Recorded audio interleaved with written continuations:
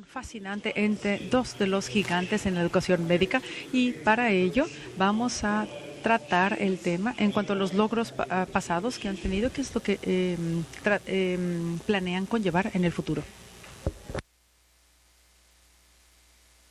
La pregunta para esta sesión matutina es la siguiente. Hay que definir la agenda de investigación futura en la educación médica basada en los puntos importantes del pasado. ¿Hay un consenso en este sentido? Este es el tipo de tema que vamos a llevar a cabo. Permítame hablar un poco sobre el Instituto Karolinska. A lo mejor no han oído de él. El Karolinska Institute es una escuela, una facultad de medicina relativamente pequeña en la parte superior de Europa, en Suecia, y es muy conocido por su investigación biomédica y, obviamente, por estar altamente conectada con el premio Nobel. Y básicamente el Instituto Karolinska es ampliamente conocido en este sector. A nivel mundial, si vemos los rangos internacionales, los grados que ha alcanzado, Suecia es un país muy pequeño con 9 millones de habitantes y tenemos una de las 100 universidades más importantes. Es un logro impresionante por ser un país tan pequeño. Tenemos esta clasificación mundial y cómo se encuentra ante los ojos del mundo. Karolinska tiene 5 ganadores del premio Nobel y estos 5 laureates. En 1982 fue el último. Esperemos que en el futuro también tengamos más recipientes de este prestigioso premio. Y si ustedes creen que nosotros lo único que queremos es premios Nobel, bueno, esto es equivocado. Esto es una premisa equivocada. Tenemos a esta persona con su esposa Ernestina, quienes decidieron, ellos no tenían hijos, y decidieron donar una gran cantidad de dinero, no para la investigación de cáncer, no para la investigación en cualquier otro dominio médico, sino para la educación médica. Fue este donativo. Y lo que pasó en el 2001 es que el Instituto Karolinska, en conjunto con estos dos fundadores, estableció un nuevo premio, un nuevo reconocimiento para lo que es el sector médico. Nosotros, hoy en día, creo que Stefan está por ahí.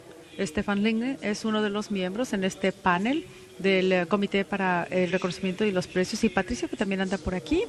Él también está, él funge como parte de este comité selectivo. Tenemos aquí algunas de las personas que han recibido este premio y vamos a tener la oportunidad de escuchar a 2 de los premiados con este reconocimiento. Y este año, porque es bianual, se da una vez cada 2 años. Y en la última reunión de la IMT se supo se va a saber quién es el nuevo, la nueva persona seleccionada para recibir este premio, pero obviamente todo está sellado, no sabemos, no tenemos la menor idea quién va a ser la persona este año, la persona seleccionada. Entonces,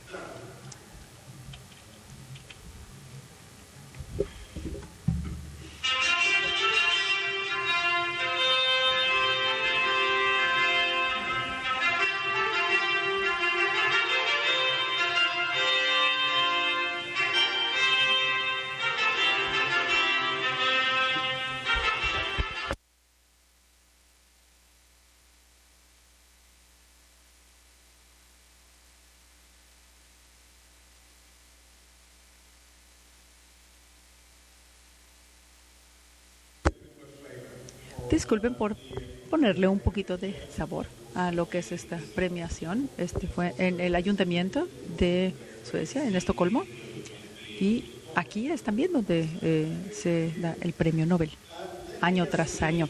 Aquí tenemos a los 2 doctores en la diapositiva que nos presentan por qué el doctor Harden y por qué el doctor Norman recibieron este reconocimiento. Y como a continuación, el doctor Harman en el 2006 y Este indica que el Comité de Premios del Instituto Karolinska ha reconocido al profesor Ronald Harden como un investigador innovador en educación médica y un pensador prolífico. Sus ideas se han puesto a prueba y se han puesto ya en práctica en escuelas y facultades de medicina alrededor del mundo. Ha hecho y continúa haciendo contribuciones impresionantes a lo que es el campo amplio de la medicina, especialmente en lo que es el área de evaluación, métodos de evaluación, diseño de currícula, así como educación médica basada en tecnología y basada en evidencia. Su trabajo científico ha promovido una educación médica excelente a nivel mundial. En el 2008, el profesor Norman fue el receptor de este premio y esta es la explicación. El Instituto Karolinska y su comité de premios ve al profesor Jeff Horman como un investigador altamente original e innovador en el campo de la educación médica. Su investigación ha tenido un impacto significativo en el entendimiento de del desarrollo de la experiencia, del expertise en la medicina clínica. Más aún, su investigación ha llevado a la contribución importante de nuestro conocimiento en la complejidad del reconocimiento de patrones, razonamiento clínico, así como solución de problemas a nivel clínico. Sus estudios experimentales no solamente son rigurosamente teóricos, sino que también están muy bien diseñados, aunado al hecho de que están colocados en contextos que son significativos teórica y prácticamente hablando. El doctor Norman ha dado un entendimiento metodológico profundo de varias áreas de investigación, incluyendo métodos estadísticos, así como psicometría avanzada. Su originalidad científica y su perspectiva amplia entra en varias áreas relacionadas con la medicina y cognición, de medicina y cognición en áreas partículas. Y también ha ayudado en lo que es la currícula a nivel mundial. Por favor, demos la bienvenida a los dos panelistas, al doctor Harden y al doctor Norman.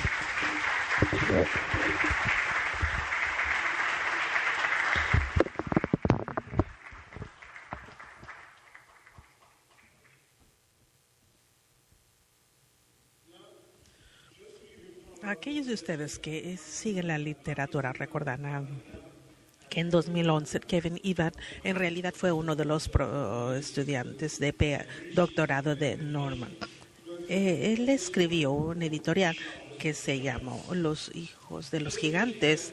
Esta edición de educación se produjo por dos motivos. Uno, para celebrar los logros de los tres primeros receptores del premio Karolinska, y el segundo, para pegar tributo a ellos, y cito ahora sus palabras, que dice que para proporcionar a los escalones para los que nosotros queremos escalar. En esta edición había una serie de artículos que se llamó Historia, y hoy en día no vamos a ver tanto los aspectos de historia en general, sino que más bien vamos a ver cuáles son los 5 logros más importantes en la educación médica y la investigación en las últimas 5 décadas. Le hemos pedido a estos dos gigantes que cubran este tema, y esto va a ser muy interesante para ver si realmente hay un consenso. Entonces, profesor Harden.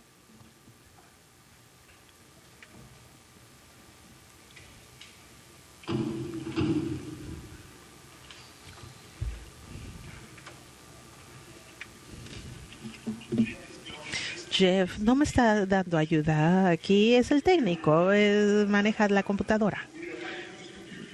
Estábamos pensando de quién, la computadora de quién íbamos a utilizar, y decidimos utilizar la de él, y si hay algún error en tecnología, pues es su culpa.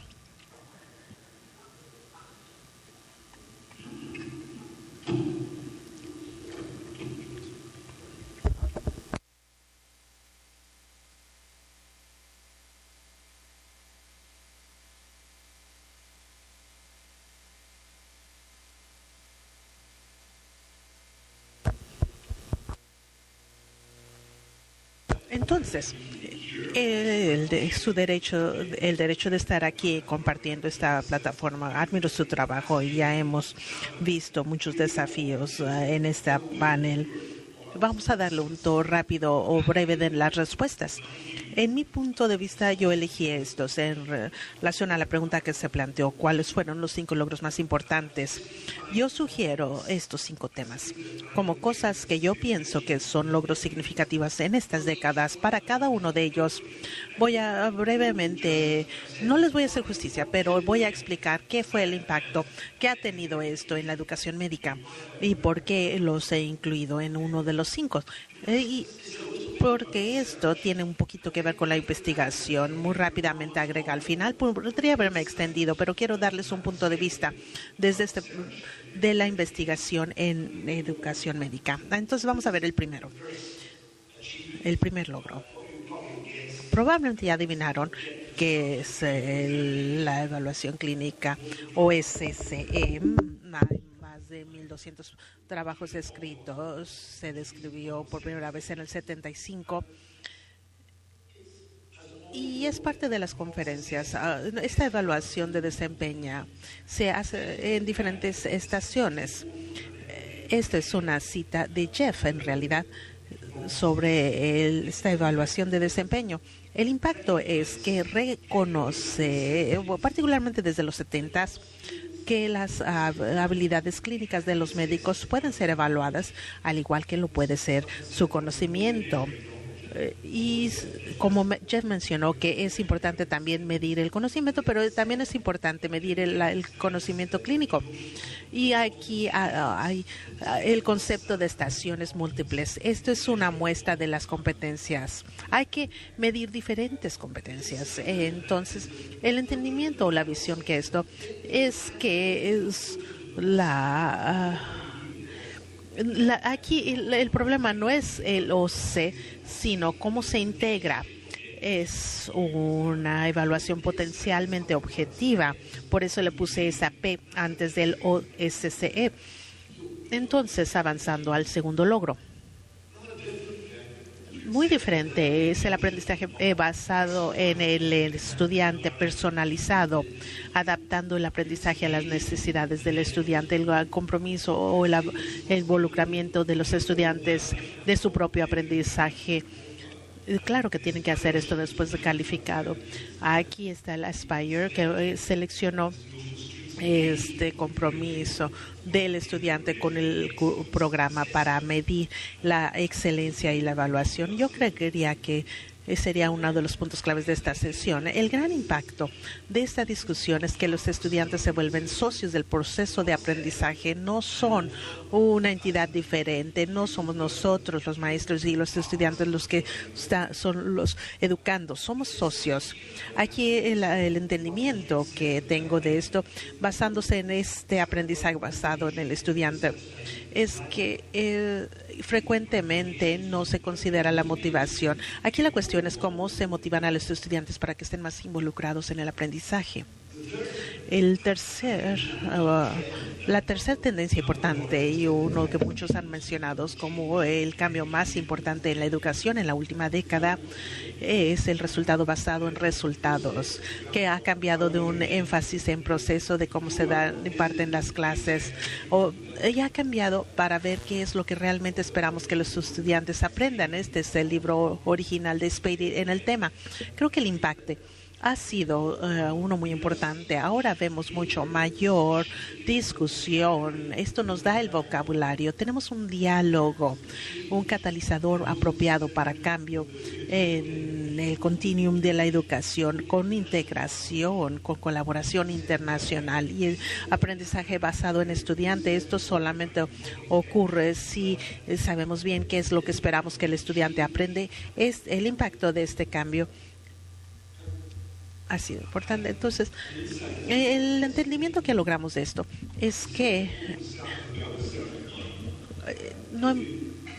si estamos pensando en la colaboración en diferentes fases, esto es muy importante para quienes están haciendo investigación, pero tenemos que entender qué fases él debe lograr. Debemos considerar, por ejemplo, la seguridad del paciente. Y aquí también se debe hacer énfasis en cómo se hace. Y cuarto, las nuevas tecnologías de aprendizaje, los simuladores, aprendizaje en línea. Algunos de los cursos van en línea y el impacto aquí ha revolucionado cómo los estudiantes están aprendiendo, cómo se desarrollan las habilidades clínicas. Cuando se gradúan, muchos de ellos han demostrado que pueden demostrar su aptitud en las destrezas clínicas. Con la tecnología esto ha generado un gran impacto en cómo están aprendiendo los estudiantes. Creo que aquí el punto importante o el entendimiento de que en un artículo de Soaring Eagle es que no queremos ver fuera de la caja.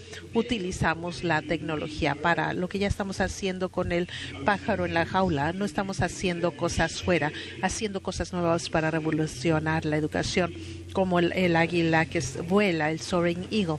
Debemos adaptar esta idea más bien a las nuevas ideas. Y este 5 es el que tuve mayor dificultad para ponerlo en último lugar. Había muchas otras opciones también. La educación interprofesional. Esta es la definición de Jordan. Ustedes lo deberán conocer. Para tener una colaboración efectiva en el cuidado de la salud. Hay todo un simposium, de hecho, toda una conferencia en Malasia en marzo. Realmente fue una conferencia muy interesante. El impacto de esto es que hay evidencia que IPE puede conducir a un mejor entendimiento. Entonces, si ahora entendemos qué están haciendo los pacientes, hay evidencia en el área que puede conducir a mejor atención a los pacientes. Creo que a mi entendimiento en lo que se refiere a la investigación hay una obsesión con los estudios randomizados, controlados, no ayudan. Estudié un estudio de 2,000 trabajos para IPE y nada cumplió con el criterio. Esto no es una noción que nos ayude mucho. Creo que en IPE, si vemos aquí la investigación, debemos más bien enfocarnos en el nivel de detalle, lo que es importante. Yo quiero resumir por qué OSCE es el desarrollo más importante en la educación médica.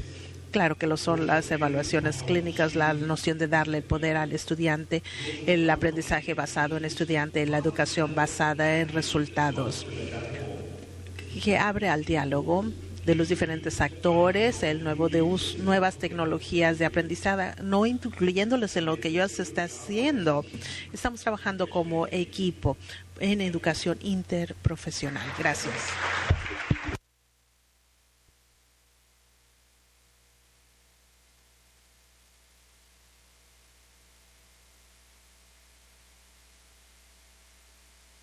Disculpen, no se oye el audio en la cabina de interpretación, pero está dando presentación al doctor Norman.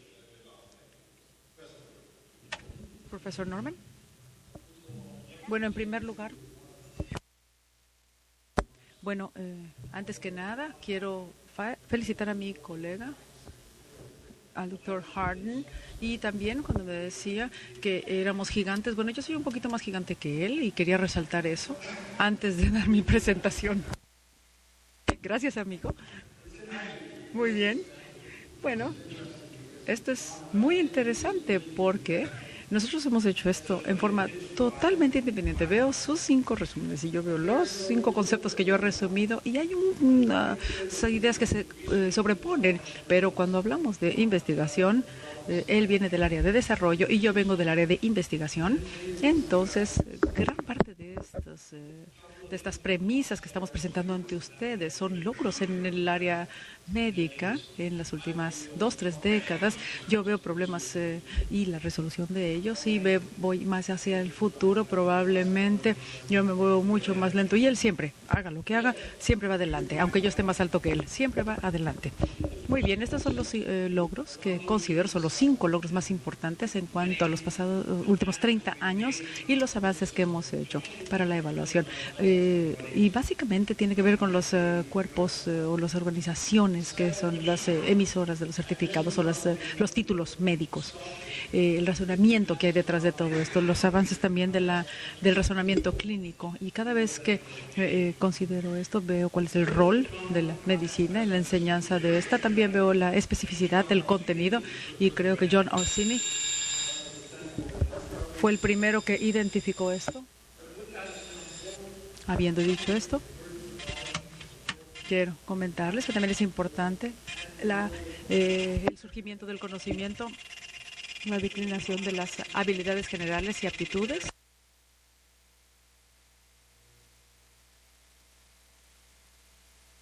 La simulación también y la ciencia de la enseñanza y del aprendizaje.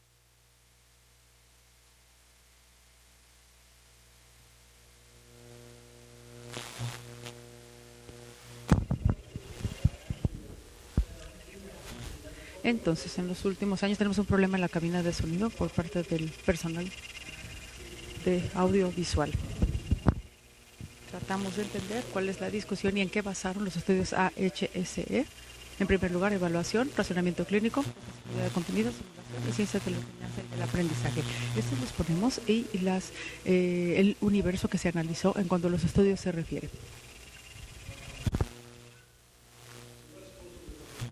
Veamos Veamos el primero en este momento, veamos la evaluación y los organismos para entrega de licenciamiento. Vemos cómo en Estados Unidos y en Canadá las organizaciones que emiten estas licencias y títulos están concentrados de la siguiente manera: la NMB, la BIM y los examinadores. En Estados Unidos sucede algo muy similar. Tenemos el Consejo Médico de Canadá que está tratando. Una disculpa, no se estaba escuchando. Estábamos tratando de tomar Tenemos Lee Howard y Owen, que son científicos reconocidos en ciencia. Bueno, les gustaría decir de todas las personas que se mencionaron con anterioridad, no ha sido suficiente. Estamos tratando de ver nuestro campo de evaluación y ver de qué manera podemos tener una contribución más generalizada. En los últimos años, el doctor Schwarzer y yo estuvimos trabajando en investigación relacionada con la investigación a nivel estadounidense y el título decía Lecciones del profesional de la salud. Nosotros tenemos un entendimiento en cuanto a la evaluación del desempeño que la educación general estaba a punto de llegar a donde nosotros queríamos que lo lograra, pero no era suficiente. Teníamos que ver de qué manera conjuntar estos métodos de evaluación, diferentes formatos diferentes, y cómo los exámenes internacionales en Estados Unidos y Canadá pudieran también conformar un consenso. En Canadá tenemos un componente que es la prueba con el Q4. Es un nuevo método de evaluación y deriva de varias evaluaciones de Cambridge en 1984 que contaba con el mismo grupo prácticamente de examinadores. En Canadá han ido un paso más allá y no solamente tienen al personal para hacerlo, sino que también tratan de dar apoyo y premios o reconocimientos como el Hubbard Award, que es internacional para los examinadores de este tipo de exámenes y para los consejos que se abocan a lo que es el desarrollo de la enseñanza. Y esto ha sido central y sumamente importante para el avance en nuestro campo. Y finalmente, tengo que reconocer a Famer de la ABIM de los Estados Unidos con un impacto impresionante en poder dar más conocimiento a lo que es la investigación para la enseñanza médica alrededor del mundo, especialmente en el mundo en desarrollo, o los países en desarrollo, mejor dicho. Entonces, con humildad quiero decirles que estos son los avances más importantes en nuestro campo. También tengo más humildad cuando hablo de lo que es el razonamiento clínico. Este es el área de expertise de mi persona durante ya muchos años, pero voy a enfocarme en los últimos 10 años. Este es el primer trabajo que tuve, trabajar con el razonamiento clínico en los últimos 40 años. Y hablábamos de lo que era la solución de problemas. Tenemos a los expertos que son expertos, obviamente, en la solución de problemas y hay que aprender de ellos. Esto ha cambiado completamente. Hoy día nos damos cuenta que este razonamiento clínico reside en dos diferentes tipos de conocimiento. El analítico formal, que los alumnos aprenden durante la Facultad de Medicina y en la residencia, y la experimental, el tácito, el intuitivo, el que aplican directamente y obviamente contribuyen. El segundo es más crítico por obvias razones, y tenemos un dermatólogo que puede determinar cuál es el origen de una lesión 4 o 5 segundos. No hay mucha lógica en ese sentido, es la premisa que le da el conocimiento que adquirió. Sin embargo, lo que va a partir de ahí es el reconocimiento de patrones para dar un diagnóstico oportuno. Esto representa un cambio impresionante en la forma en que hacemos la labor de enseñar, por ejemplo, una enseñanza genérica y cómo aplicarla. De lo que estamos hablando tiene que ver con el aseguramiento de que los alumnos tengan este aprendizaje formal, pero lo más importante y también difícil, por ende, es aplicarlo para poder ser doctores competentes en la práctica diaria. Y las implicaciones para la instrucción y la práctica tiene que ver con la simulación. El sistema del cuidado de la salud ha cambiado, es más difícil para los alumnos hoy día adquirir estas experiencias para ser competentes. Bueno, esto tiene que ver con la simulación y el papel que este juega para poder ser mejores. Hablamos del tercer tema, el tercer eje, que es la especificidad contenida. Hemos hablado hoy día mucho de esto. A lo mejor ustedes se van a llevar muchos mensajes. Hoy en la tarde voy a hablar durante mi taller de que todo lo que midas y la manera en que la midas, cuando veas problemas, casos o situaciones, la correlación siempre va a ser punto 1 a punto 3. Incluso algo que parezca tan sencillo como habilidades de comunicación, la correlación es punto 1 a punto 3. Porque tienes que comunicarte en relación a algo y cuanto más sepas de esto, mejor. Vas a ser mejor para poder describirlo, para poder hablar de ello. También tenemos temas de especificidad que va hasta los 70 con el doctor Einstein y vemos cómo se creó el examen OSCE, el OSCE. Y esto tiene que ver con especificidad de contenidos.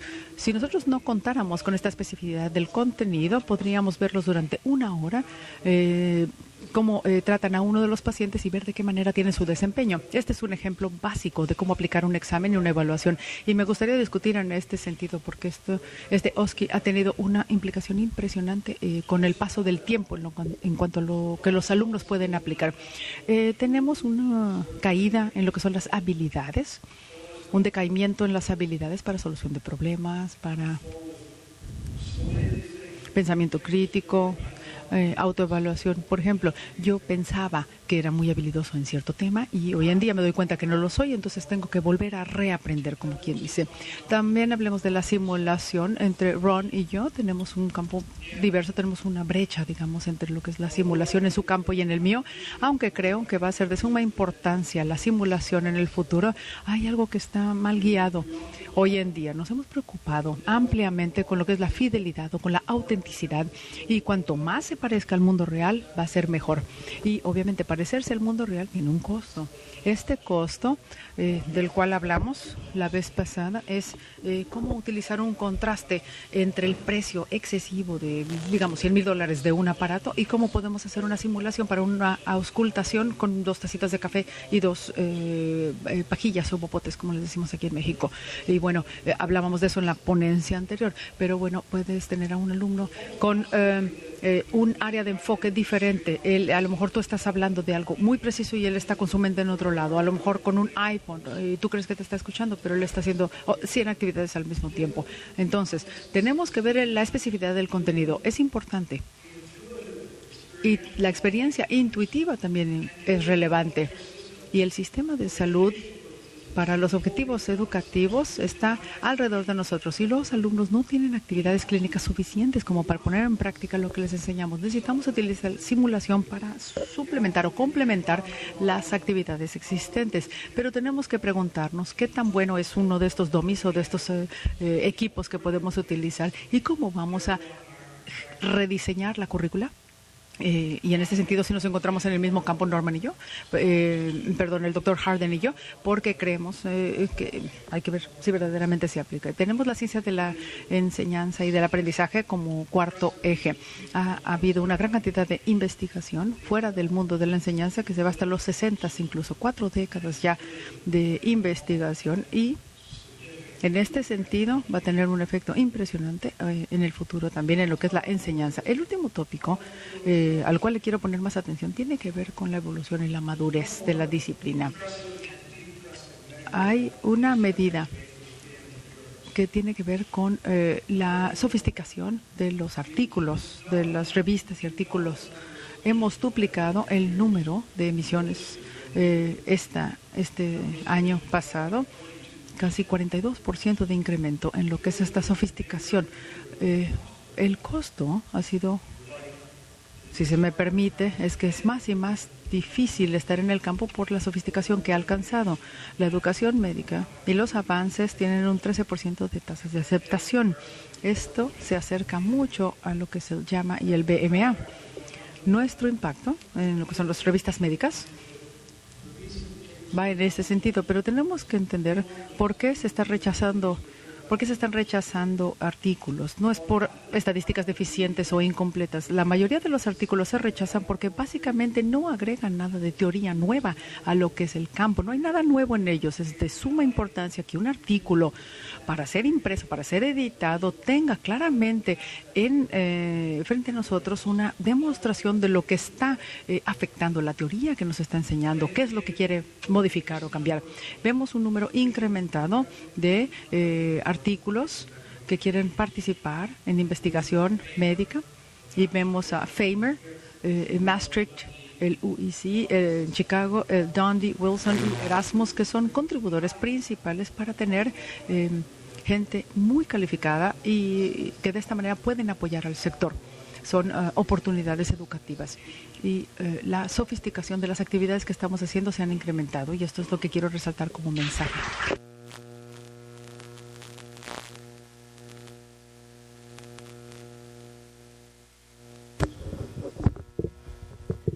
Lo que vamos a hacer ahora, voy a invitar a hacer comentarios sobre lo que acaban de escuchar y después le voy a pedir al profesor Norman que comentó sobre el otro ponente.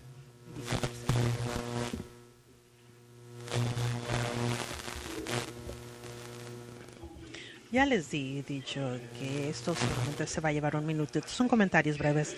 Creo que la educación médica puede ser divertida y creo que se tienen diferentes perspectivas y creo que no es secreto que Jeff y yo estamos de acuerdo en muchas cosas, pero también tenemos áreas en donde tenemos un punto de vista totalmente diferente. Eso se mostró por nuestra lista, pero creo que esto es parte de la cuestión de educación médica como profesores. Podríamos hacer una revisión de diferentes asuntos, Jeff, pero quiero plantear esto que ilustra estas diferentes perspectivas, no solamente de nuestros trasfondos, sino también de aspectos geográficos. Como estas reuniones internacionales hay que reconocer esto. Estoy de acuerdo que la evaluación y como la consideramos ha sido una tendencia mayor y esta la pusiste como número 1. Yo no la consideré porque para mí es lo que se está haciendo evaluando y cómo se evalúa lo que es el desafío. Por eso ahí anoté el OSCE, en vez de solamente evaluar el conocimiento. Y yo me pregunto, ¿tú consideraste el examen médico nacional? Yo no lo consideré, es un asunto fundamental. Debemos tener este examen médico nacional controlando las evaluaciones o se debe dejar en manos de las facultades individuales. Esto tiene un impacto internacional y yo argumentaría que toda la innovación en las evaluaciones hay que reconocer los grandes beneficios en el lado psicométrico y las grandes contribuciones que el examen médico nacional han hecho. Han retenido la innovación al tener un examen estándar. Por ejemplo, el Hubert en el 63 decidió, después de un experimento, dijeron que las evaluaciones al lado de cama no funcionan, no debemos de incluirlo en el examen médico nacional. Creo que en Reino Unido y en Europa, en Australia, nos preocupa más la validez y esto no solamente es en medicina, sino en educación general. La preocupación con los psicométricos en Norteamérica no ha sido reflejado en Europa y Reino Unido. Por eso es que hay aquí mucho más énfasis en el examen clínico objetivo estructurado. Se adoptó primero en Reino Unido, después en los demás países. Esto fue hace 50 años y estamos provocando y desafiando. Podríamos tener más debate debate sobre esto. No me hice amigos en el Consejo Nacional argumentando sobre esto, sobre el problema de la evaluación no se resuelve por el examen médico nacional. Pero, Jeff, pienso que muchos de los puntos fueron muy acertados y fue muy interesante. Nosotros venimos de diferentes ángulos. Gracias.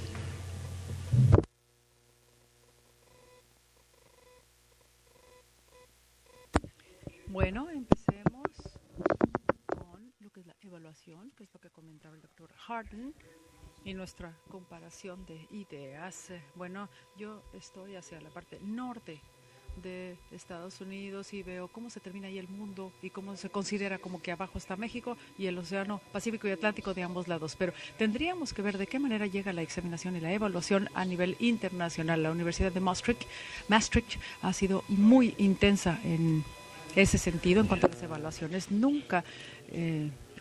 Mi intención nunca fue exacerbar la importancia que le da Estados Unidos a su localidad, sino hacerlo en forma internacional, como el enfoque tiene que ser extendido hacia otros planetas. Vemos el análisis de los exámenes y creo que esa es la forma en que deberíamos de hacer las cosas. Creo que los exámenes nacionales tendrían que ser una influencia liberadora para poder trabajar en el sentido globalizado, trabajado en Holanda y en los Países Bajos y en otros países. Y creo que esto también aplica en México. Los organismos centralizados interfieren con la currícula a nivel escolar. Ellos envían el currículum vitae y dicen, sí, bueno, escuché esto.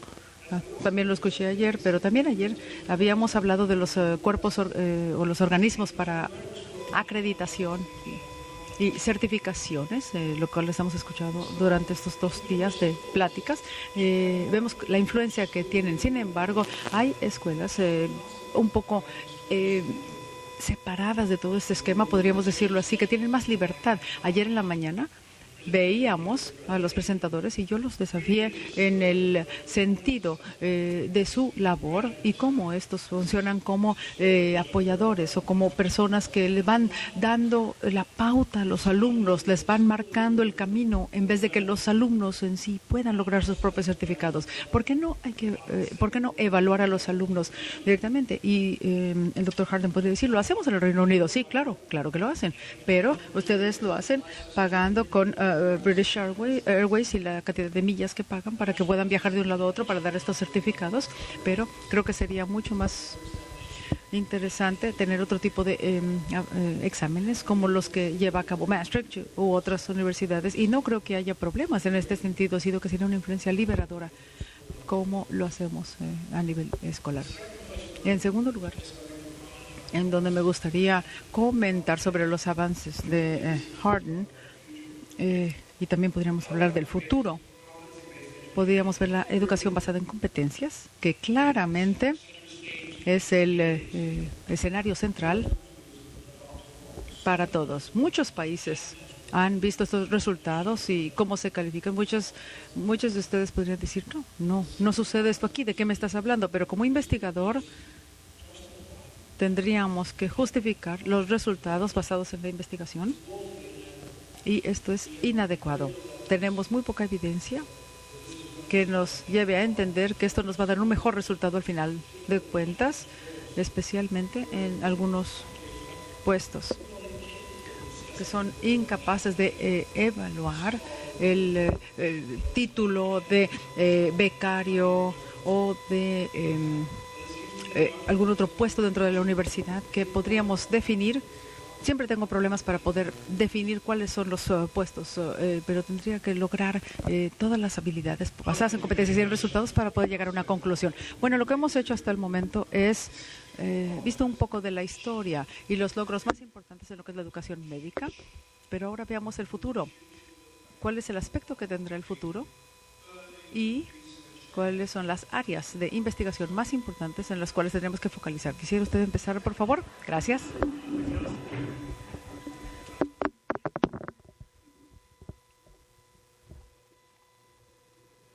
Ya me estoy cansando de escuchar mi propia voz. Hablando de desafíos para el futuro. Bueno,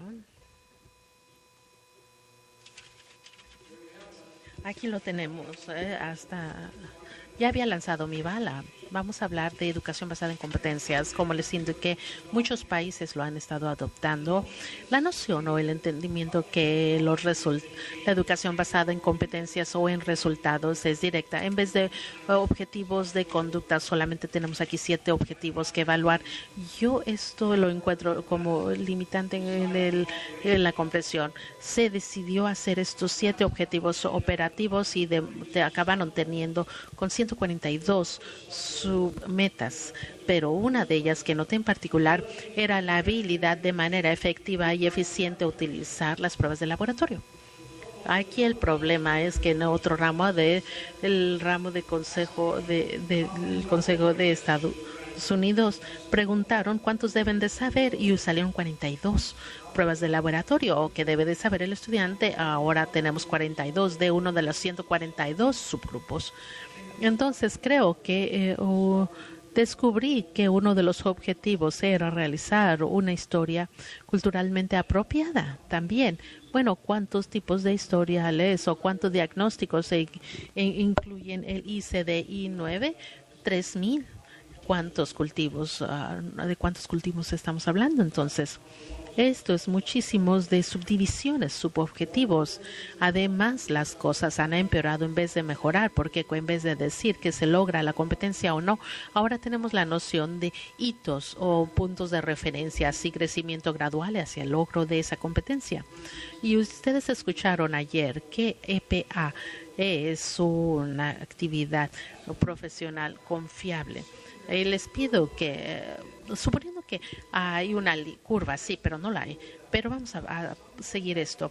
En algún momento se cruza en eje de esta manera, ahí es donde lograrías ya la competencia. Los problemas estadísticos de tratar de separar una de la otra línea para determinar exactamente en qué punto se cruzan son enormes. Cuando tratas de hacer todo el CBE o EBE operativamente, creo que hay asuntos muy serios que todavía tienen que tratarse, hablándose de educación basada en resultados o en competencias. El hecho de que los estudiantes tengan múltiples exposiciones o prácticas mezcladas no se están capturando en la simulación, sino es la variación. En la semana pasada me extrajeron la vesícula. Eso fue una experiencia de aprendizaje para mí en diversos frentes. Uno, de hecho, era observar a la enfermera insertar la intravenosa, que ocurrió en varias ocasiones en un intervalo de 48 horas. Pero fue sorprendente ver cómo hacía la inserción de la aguja. Inicialmente era como un gato viendo un campo de cuervas. Tenía los 2 brazos y estaba buscando la mejor vena en los 2 brazos. Le pasó varios minutos viendo, buscando el tono correcto de azul. Cuando encontró el candidato probable, entonces empezó a hacer esto. El tener exactamente el grado exacto de elasticidad en la vena, no puedo imaginarme qué estaba sintiendo. Yo no palmo nada. Fueron 5 minutos de valoración para llegar al punto donde encontró finalmente el punto. Le llevó 30 segundos insertar la aguja. Y nosotros tenemos 3 niveles de simuladores para inserciones en precios de $200 a $5,000 para hacer esto, y todos se enfocan en los últimos 30 segundos. Todos los demás ignoran los primeros 5 minutos de valoración. No tenía idea hasta la semana pasada que la habilidad principal era manejar la variabilidad en cuanto al manejo de inserción de la aguja. Cuando compramos simulador para corazón con regurgitación aórtica, no tratamos la variabilidad. La variabilidad es algo que críticamente tenemos que tratar como educadores, porque el sistema de atención de salud con estas unidades tan cortos, con cirugías del mismo día y con sus casos geriátricos ocupando al cuerpo general de médicos, ya no nos va a servir. Bien, creo que tenemos que de manera inteligente utilizar el poder de simuladores, no como juguetes, como dijo Ron, como tener un pájaro en una caja, sino integrarlo en toda la currícula. Finalmente, lo que es los ingresos, las admisiones a las universidades en la parte norte de Norteamérica, La escuela médica está cambiando toda la experiencia de licenciatura, experiencias. 1 de 3 licenciados en todas las escuelas, 1 de 3 quiere ir a la escuela de medicina y 1 de 30 realmente son los que van a lograr entrar. Aquí lo interesante es que dicen, yo quiero ir a la escuela de medicina o la facultad de medicina. No dicen, quiero ser médico. Realmente no saben qué es ser médico y no se ve muy divertido, no los envidio. La verdad, cuando lo seleccionamos, hacemos muy buen trabajo en el aspecto académico y lo debemos hacer porque se lleva más de buenas calificaciones para ser un buen médico. También se requiere muchas otras cosas para ser un buen médico. A mí me preocupa ese otro aspecto. Ahora tenemos progresos, por ejemplo, una mini entrevista. Están evaluando lo que llamamos a factores no cognitivos. Y si tomas esto no cognitivo, eso no es pensar. Entonces, no creo que esto es lo que estemos buscando. Lo que queremos lograr es un amplio rango de cosas, de habilidades de comunicación, motivación, toma de decisiones éticas, y no estamos siendo muy claros en estos puntos a buscar. Estamos haciendo cosas como pruebas de personalidad que van a fracasar. Todavía no hemos llegado al entendimiento de cuáles son esos otros factores que son importantes para ser un médico. Estamos midiéndolos sí mejor que antes, pero no tan cercanamente como los deberíamos estar midiendo. Estos son mis 3 puntos para el futuro. Muchísimas gracias, Dr. Norman. Profesor Harden, por favor. Muchas gracias. Bueno, el primer desafío que usted nos compartía, hablábamos de los desarrollos más grandes o de lo que son los logros más grandes, y creo que estos eran hechos. Y en este sentido, lo que quiero decir es que lo que trataba de comentar es la educación basada en resultados o centralizada o en competencias. Bueno, básicamente todos estos han sido impactos impresionantes en la forma en que nosotros gestionamos la educación hoy en día. Yo pienso que hay una gran cantidad de evidencia de cómo el impacto ha sido supremo. Estos son hechos, pero ahora no estamos en el campo ficticio, sino vamos hacia el futuro para tratar de identificar cuáles son las tendencias. Tengo 3 áreas de investigación que son las áreas que nos están quemando, por hacer una traducción literal, y el sábado voy a hablar un poco más en este sentido. Veamos la primera área de investigación. Es algo ambicioso, no solamente es ver qué tan bien estamos haciendo nuestras actividades o qué método estamos aplicando y si lo estamos haciendo de la forma correcta, sino que me gustaría sugerir que estamos viendo hacia el futuro. Y la pregunta más importante sería la siguiente. No son cuáles son las herramientas más importantes, sino cómo estamos entrenando o capacitando a los doctores para que sean parte de todo esto. También qué tipo de doctores estamos admitiendo, no por el criterio de admisión, sino qué tipo de persona quisiéramos aceptar, quisiéramos admitir. Siento que tengo algo de sesgo en este sentido. Me gustaría sugerir acortar el tiempo de entrenamiento y ver estos 3 silos de investigación, lo que son los programas de licenciatura, posgrado y también lo que es la capacitación o entrenamiento médico, y ver cómo pueden continuarse. Es como una línea continua ininterrumpida. Tener, por ejemplo, terapia intensiva o ver alguna especialidad en particular o darle un poco más de tiempo a lo que son los especialistas en diagnósticos. De esta manera podríamos tener investigación en paralelo con estos periodos alterados, modificados.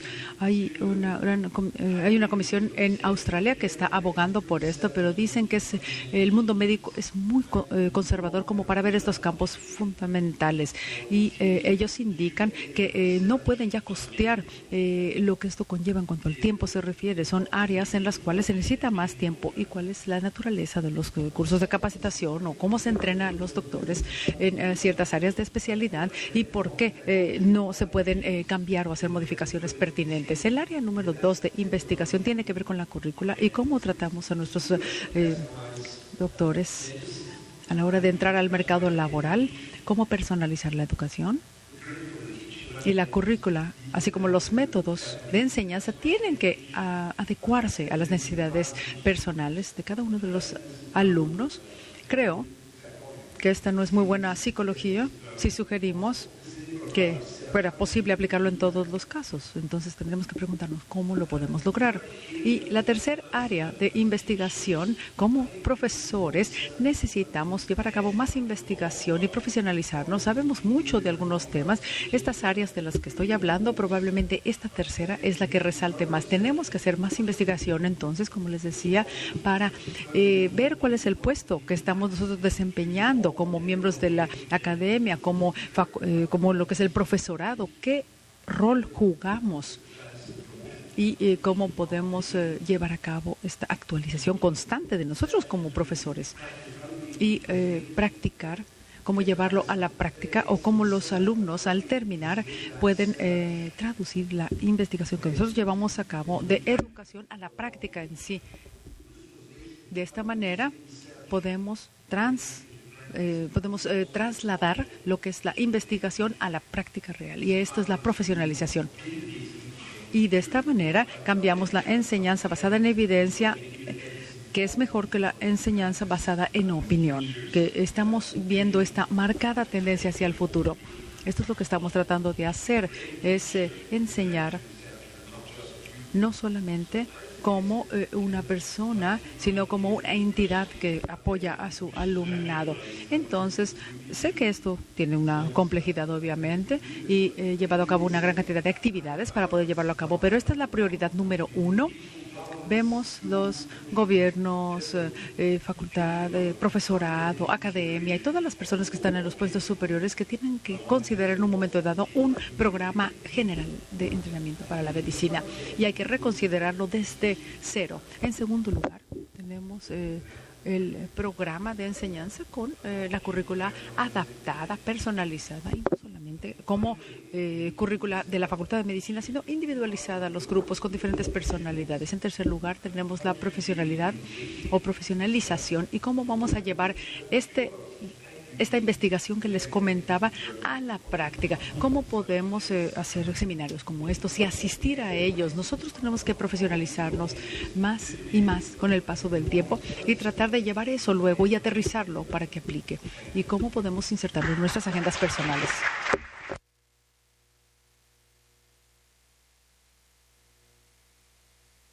Bueno, hemos visto comentarios.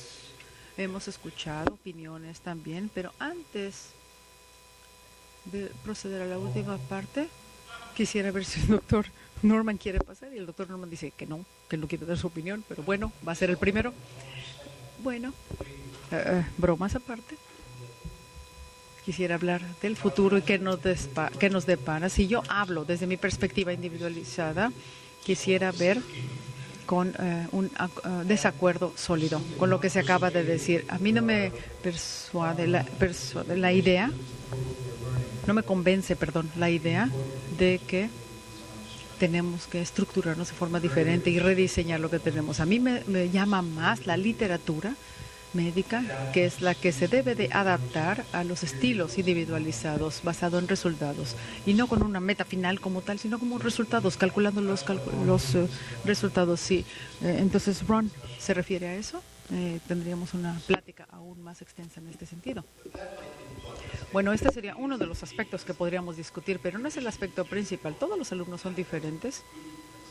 Algunas personas podrían estar de acuerdo o no. Hay algunas personas interesadas en estos estilos de aprendizaje, pero al final del día sabemos que todos son diferentes. Tenemos que saber qué es lo que saben, qué es lo que ya saben, con qué conocimiento llegan, qué es lo que les motiva.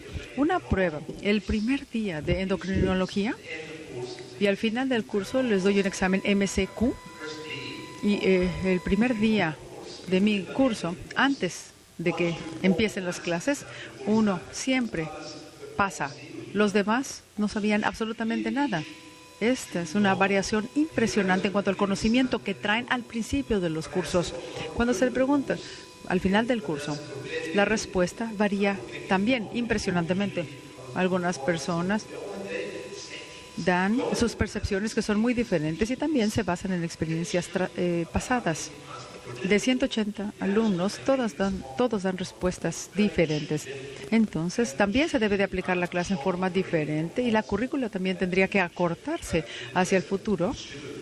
En este sentido, por ejemplo, algunos de las personas que entran a patología, muchas veces, o en otras carreras que también son de especialidad muy extensas, se ven limitadas por los periodos tan extensos de la currícula. Entonces también hay que montar esto con el estilo de aprendizaje, la pauta, la velocidad que estos tienen.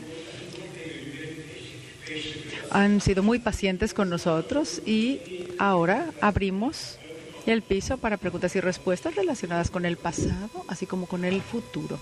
¿Quién quiere ser primero, por favor, con sus preguntas?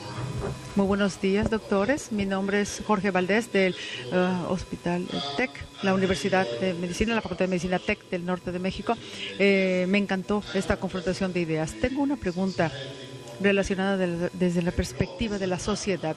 Todos estos avances que vemos y nuevas técnicas como metodologías que aplican, estamos produciendo mejores doctores, estamos generando mejores doctores que en el pasado, que cumplan con las expectativas de la sociedad, que la sociedad tiene para ellos, como doctores practicantes, médicos practicantes. Creo que ese es el objetivo de este ejercicio, es empezar a ver qué es lo que pasa, ver cuáles son los beneficios a largo plazo, porque tenemos que ver cómo lograrlos. Hay evidencia que sí marca cuál es el efecto que tienen. Hay una revisión que habla de los pacientes críticos año tras año y los pacientes los critican o hacen una crítica constructiva de los médicos y de esta manera la comunidad también se ve beneficiada con los resultados de estas revisiones. Hay evidencia entonces que podría ayudarnos a entender si ha cambiado el perfil de los médicos que estamos generando hoy en día. Pero no creo que esta crítica vaya hacia el hecho de que si estamos haciendo algo incorrecto de momento, sino la realidad es que la medicina está cambiando, la información va cambiando también, la forma en que se aplica es diferente, el conocimiento médico en 18 meses ha cambiado, en los siguientes 3 días va a cambiar, la medicina cambia constantemente. ¿Qué se espera del doctor? ¿Qué se espera de las enfermeras? Y la intervención, el equipo que trabaja ha sido, o el equipo y cómo trabaja este equipo en sí, en conjunto, ha cambiado también drásticamente. Esto es lo interesante y ver cómo aplican forma regional y forma global. Todos estos cambios se están dando y si no te adaptas a dichos cambios va a haber problemas muy importantes. Y ver diferentes formas de abordar estos asuntos.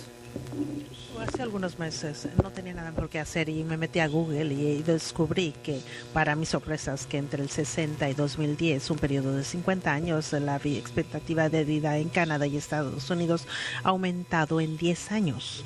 Esto fue en un periodo de 50 años y en Canadá y en Estados Unidos eso es mucho después de que pasaron las infecciones de niñez y sanitización y salud pública. Esto se puede adjudicar a los grandes avances en, por ejemplo, enfermedades cardiovasculares y su tratamiento y progresos en terapia para el cáncer, terapia oncológica. Alguna de mi experiencia más reciente fue también que me quitaron la vesícula y regresé a la semana.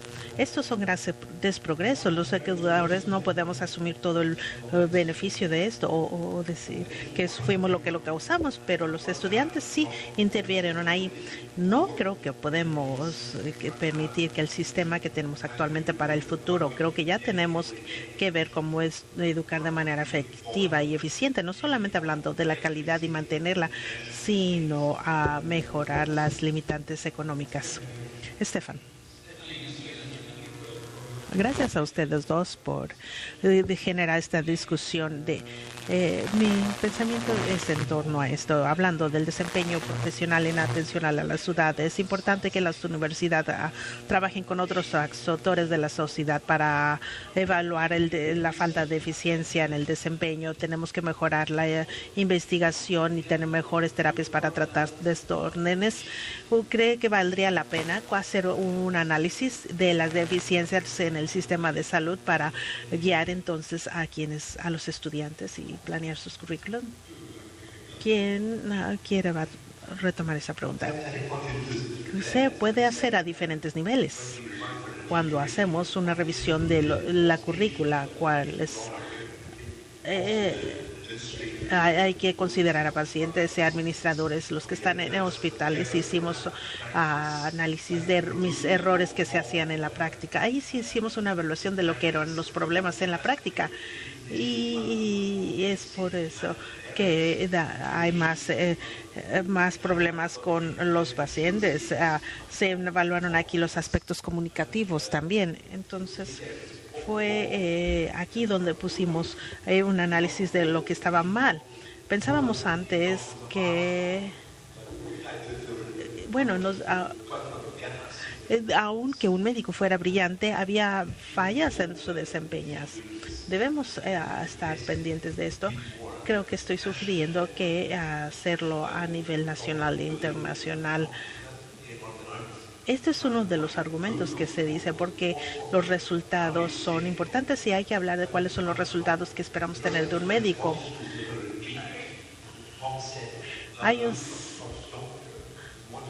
Queremos asegurarnos que el resultado de cualquier escuela de Escocia pueda trabajar en Reino Unido y que se sepan las competencias que va a llevar esa persona. Sí, estoy totalmente de acuerdo que se requiere hacer más discusión sobre esto.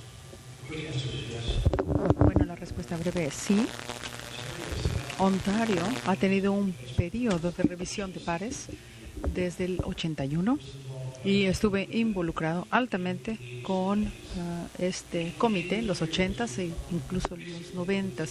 Básicamente lo que hacían era, en forma aleatoria, analizar una gran cantidad de doctores egresados, veían cuáles eran los calendarios, los programas, básicamente en lo que era cuidado primario o cuidado de primer nivel, y se veía una curva con diferentes rangos, datos, cifras que se calculaban, y luego se hacía una evaluación para el grupo base para ver cuál era la naturaleza de los problemas que estos presentaban, y resultó muy obvio para mi persona identificar que un alumno que se graduaba al momento de graduarse eran homogéneos, pero después era un modelo en sentido del ventilador, era como un abanico que se abría y se contaba con los factores de diferenciación. Había problemas con certificación, no había práctica en grupo, no había trabajo en equipo, no había apoyo de los equipos a nivel cuidado, o sea, la persona que los rodeaban, profesionales en este caso.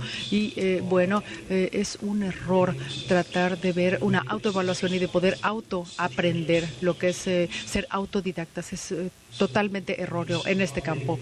Estamos trabajando hoy en día con el Comité de Certificados dentro de Canadá, ubicado en Ontario, para ver cómo los médicos pueden apoyarse, pero nosotros, por lo menos yo, no pienso que sea lo óptimo. Necesitamos contar con mecanismos para monitorear a estos médicos graduados posteriores a este ingreso al mercado laboral, para ver de qué manera el certificado de licenciamiento o de matrícula tenga un peso mayor. Vemos algunas personas que han tenido un desempeño muy elevado y 30, 40 años después de haber tomado este examen o esta evaluación, continúan teniendo resultados óptimos, pero lo autodidacta no va conmigo, no lo considero como óptimo. Bueno, este es un comentario, no es una pregunta, pero responde en cierta forma lo que considero es la pregunta principal de saber cómo sabemos si estamos mejorando con estos cambios que ustedes han delineado durante sus ponencias. 20 años atrás, en mi caso, me convertí en decano, que también era responsable de todo el sistema de salud de nuestra universidad.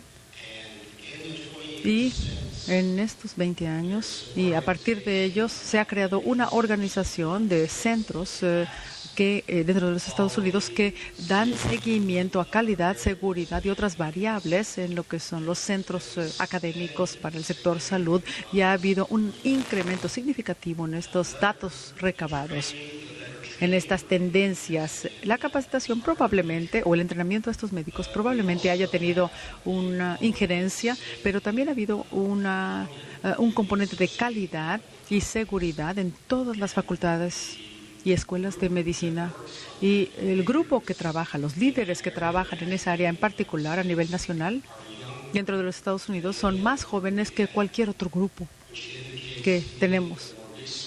Esto me da la pauta para comprobar que básicamente estos grupos entienden el nuevo mundo de utilizar la evidencia, de utilizar la tecnología tal cual como la tenemos hoy día para mejorar la calidad, y me da una buena pauta para el futuro, me da este sentido de continuar avanzando. Sí, me gustaría hacer un comentario muy breve. La interacción de las universidades con el sector salud son sumamente útiles, obviamente, son de suma importancia, pero en Carolina del Sur estuve recientemente con el nuevo decano en una de las universidades. Son universidades docentes y está altamente involucrado con el sector salud en esa región, y me llamó la atención la cantidad de logros que están alcanzando. Es un tema impresionante esta conexión. Tenemos tiempo para una última pregunta. A ver, en primer lugar, ustedes son gigantes, son sesiones provocativas las que ustedes presentan y quiero felicitarles, pero cuando vemos la lista del Dr. Norman, del Dr. Hardin, me impresiona todo lo que aquí hemos escuchado y veo el desafío para el futuro. Es que la escuela, o las escuelas, mejor dicho, empiecen a colaborar más y que haya un movimiento internacional, si se puede, para poder avanzar en este sentido. ¿Cómo podemos lograr y focalizar nuestra atención y nuestros esfuerzos, y no solamente tomar de aquí, tomar de allá, sino colaborar en conjunto? ¿Cómo podemos hacerlo? Estamos en un mundo globalizado, pero esto es un sueño nada más. ¿Podríamos alcanzarlo? Quisiéramos tener colaboración internacional que no se cuenta con ella hoy día. Es un desafío. ¿Cómo podríamos llegar a ese punto? Muchas gracias por esa pregunta. Me parece que como una evaluación tratamos de medir constantemente lo que es más fácil de medir. Entonces, cuando hablamos de innovación, investigación y educación, medimos lo que es más fácil. Hacemos lo que nos resulta más fácil, lo que es más práctico. El desafío que usted comenta es exactamente relacionado con el punto que definía yo inicialmente, es hablar de esto abiertamente. El verdadero desafío es tener un cambio fundamental. Estamos en una etapa evolutiva, estamos apenas yendo hacia allá, pero tenemos que llevar a cabo mejores evaluaciones, tenemos que también aplicar mejores tratamientos o cómo aplicar lo que se está aprendiendo, pero al final de la curva lo que vemos es que el mundo debe también sentarse a discutir todos estos temas, una plática, una charla internacional, sentarse con profesionales, sentarse con sus pares y ver de qué manera la educación puede ir adaptándose poco a poco a lo que se requiere. De esta manera, la currícula debe ser alterada, modificada, y de esta manera ir de conformidad con lo fundamental. Estamos esperando algo de las escuelas. ¿Qué es lo que esperamos de ellas? ¿Qué es lo que esperamos de las facultades? Y esto aplica en otros sectores también. Este desafío, en primer lugar, nos presenta este diálogo interno que debe de haber y que de esta manera se pongan sobre la mesa los temas que competen a cada uno de estos grupos. A mí me parece que la pregunta no era correcta. Sí, yo sabía, doctor Norman, que usted me iba a decir algo así. Si vemos la comunidad de investigación, estamos ya en el parámetro internacional. Nosotros constantemente emitimos información a otras comisiones, países que ya están en forma internacional conectadas. Es como redes que ya hemos creado, organizaciones, asociaciones, comités. Creo que el problema es más localizado cuando estamos hablando del punto 3 del Dr. Hardin, cuando hablaba del futuro. Vemos una desconexión constante entre los investigadores y los médicos tratantes o médicos que ya están en práctica profesional y las universidades. Hay una desconexión. Yo he tenido una gran cantidad de acciones en este sentido y un gran esfuerzo tratar de ver que cómo esta investigación que llevo durante muchos años puedan aplicarse a nivel local. La comunidad está consciente de todo esto, pero yo veo que la práctica, a la hora de llevarlo a la práctica, esto se complica muchísimo. Por ejemplo, Dr. Hardin, después de que usted publicó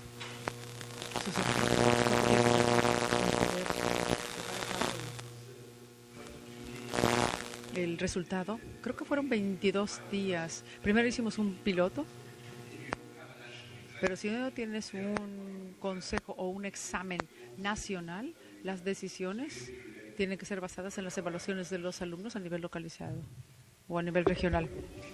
Tenemos tiempo para una última pregunta. Una para el profesor Norman y otra para el profesor Harden. En su experiencia tratando de comunicarse con los gobiernos, con los sistemas en Canadá y en Reino Unido, en Escocia particularmente, ¿qué fue el impacto que su investigación tuvo en las personas que están a cargo de gobierno? ¿Cómo traducen esta investigación que estamos haciendo? ¿Cómo se lleva esta experiencia a acciones verdaderas o reales en el gobierno? ¿Hay alguna orientación en particular de éxito? Estamos enfrentando esto en nuestros países, en Latinoamérica, cómo transferir o traducir todas estas ideas bellas que ya hemos escuchado de atención primaria en la mañana. ¿Cómo se traduce esto en programas y acciones reales en las escuelas, de formar nuevas generaciones quienes van a tomar acciones gubernamentales, van a tomar parte en acciones gubernamentales? Sería de mucha importancia ver su experiencia. La diferencia varía en diferentes entornos. Pensando en Reino Unido, esta es la experiencia de Reino Unido. Los principales cambios, estamos hablando del 94, cada escuela en Reino Unido fundamentalmente cambió la currícula. Hubo 3 factores. No hubo un solo factor que pueda funcionar. Eran requisitos que se buscaban en las escuelas acreditadas. Creo que hay otro aspecto que el Consejo de Fondeo iba a publicar, la evaluación de las habilidades de enseñanza de cada escuela, no lo de investigación o de enseñanza. Y se asignarían más escuelas a un alto nivel de profesorado. El oficial en jefe principal, dirigiendo el servicio de salud, dijo que iban a incluir en el personal a alguien de las universidades. Esto trajo cambios al sistema de salud. Estas fueron 3 cosas que cambiaron los resultados de la evaluación de enseñanza. Y el GMC tuvo su influencia. Entonces, creo que estas fueron algunas de las estrategias que tuvieron gran impacto en el caso de Reino Unido. El último comentario para hoy del profesor Norman. En primer lugar, creo que no ha tenido impacto en la burocracia del gobierno. El motivo no me interesa porque esa burocracia no es relevante a la operación o el funcionamiento de las facultades de medicina en Canadá, porque nosotros tenemos nuestro examen médico nacional y no nos requerimos a ellos, pero a nivel de organizaciones nacionales que son responsables desde la certificación de los médicos, en parte ellos han abierto camino. Ha habido un diálogo muy fuerte y constructivo sobre la comunidad de investigación. Tenemos representación, se nos invitan continuamente. Hay un diálogo continuo entre los médicos, las organizaciones de colegios de médicos. Y les puedo señalar muchos ejemplos. A nivel local, no ha sido fácil, pero los últimos 20 años o más, personalmente, a mí me han invitado a hacer grandes cambios en la Facultad de Medicina. Se me designó por el rector para hacer comité de 1 para diseñar una Facultad de Medicina ideal.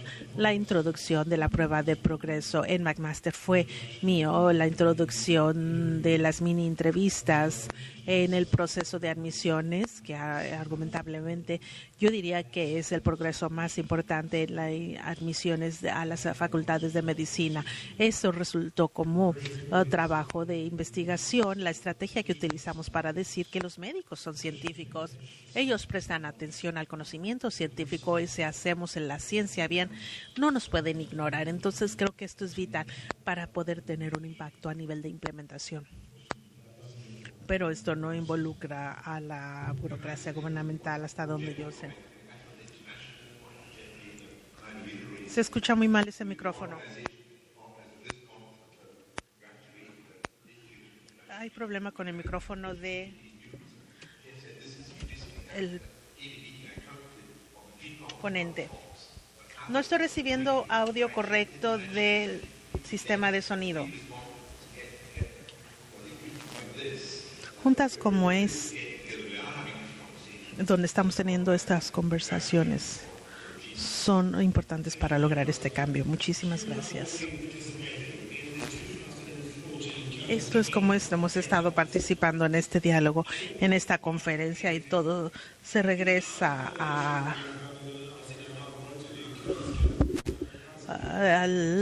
sin haber tenido esa donación del Instituto Karolinski, no hubiéramos tenido este diálogo. Y la historia dice que ellos no tienen hijos y ellos no quieren invertir dinero en áreas de investigación que ya están bien establecidas. Querían invertir en investigación educativa. La historia es que ellos vendieron pinturas, tienen una gran colección de pintura y vendieron estas pinturas en Londres y consiguieron una gran cantidad de dinero que ellos invirtieron en este premio. El premio en realidad es el segundo en importancia en el Instituto Karolinski. El primero viene el Nobel, pero la suma de la cantidad son 50,000 euros cada 2 años para o investigación en educación médica. Eso es una inversión en el futuro para todos nosotros. Quiero agradecer a los integrantes de este panel. Fue un diálogo muy vigorante, hablando de logros anteriores, si hay consenso y estamos de acuerdo, y cuáles son las áreas para la investigación a futuro en nuestra área. Hemos escuchado de dos ligeramente diferentes ponentes y hablaron de lo que es la historia y hablaron de cómo avanzar hacia el futuro. Gracias por el diálogo. Ha sido un gran honor estar con ustedes. Y antes del cierre, permítame entregarles estos diplomas de participación.